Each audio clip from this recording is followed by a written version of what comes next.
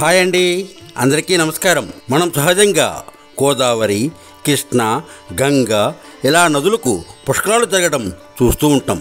కానీ తమిళనాడులోని కుంభకోణం నడిబొడ్డున గల మహామహంగా పిలువబడే ఒక కోనేరులో ప్రతి 12 సంవత్సరాలకు ఒకసారి పుష్కరాలు జరుగుతాయని, అది కూడా కుంభమేళాను తలపించే విధంగా కోట్లలో భక్తులు పాల్గొంటారని మనలో ఎంతమందికి తెలుసు? ఆ కోనేరు ఇదేనండి.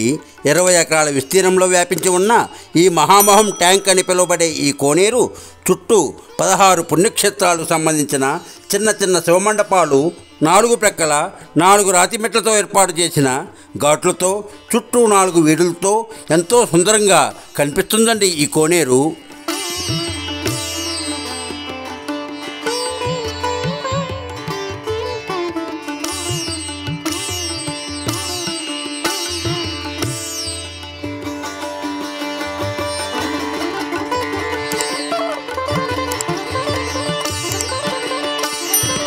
అంతేకాదండి, ఈ కోనేరులో 21 బావులు ఉన్నాయి. ఒక్కొక్క బావికి ఒక్కొక్క నదికి సంబంధం ఉందంటండి. అందుకే వాటి పేర్లు గంగా, యమున, సరస్వతి, నర్మద, గోదావరి, కృష్ణ, తుంగభద్ర, కావేరి, సరయు ఇలా ఒక్కొక్క నది పేరు ఒక్కొక్క బావికి ఏర్పడిందంటండి.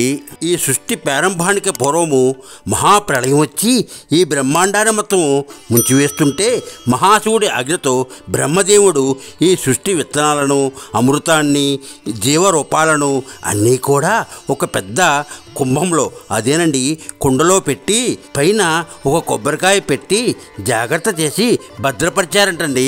బ్రహ్మదేవుడు భద్రపరిచిన ఆ పెద్ద కుండ ఆ ప్రళయం తగ్గాక అది కావేరీ నది ఒడ్డుకు వచ్చి చేరిందంటండి. అప్పుడు మహాశివుడు వేటగాడి రూపంలో వచ్చి తన బాణంతో ఆ మహాకుంభాన్ని పగలగొట్టాడంటండి. అప్పుడు అది మహామహంగా ఇప్పుడు ఉన్న కోనేరుగా మారిందంటండి. ఈ మహామహిమ గల మహామహం కోనేరులో 12 సంవత్సరాలకు ఒకసారి మాఘమాసంలో సకల నదీ దేవతలు వచ్చి శివార్చన చేస్తారంటండి. అప్పుడు ఈ కోనేరుకి అదే మాఘమాసంలో పుష్కరాలు జరుగుతాయంటండి. ఈ మహామహం కోనేరుకి 2016 ఫిబ్రవరిలో పుష్కరాలు జరిగాయంటండి. మళ్ళీ తిరిగి రేపు 2028 సంవత్సరంలో పుష్కరాలు జరుగుతాయంటండి. దీనికి కోట్లలో భక్తులు వస్తారంటండి. చూశారు కదా ఎంతో మహిమగల ఈ మహామహం కోనేరుని. ఇలాంటి మరిన్ని మంచి వీడియోస్ కోసం మా ఛానల్ను లైక్ చేయండి, షేర్ చేయండి, సబ్స్క్రైబ్ చేసి మమ్మల్ని కొంచెం ఆశీర్వదించండి. సర్వే జన సుఖినో భవంతు. Thank you.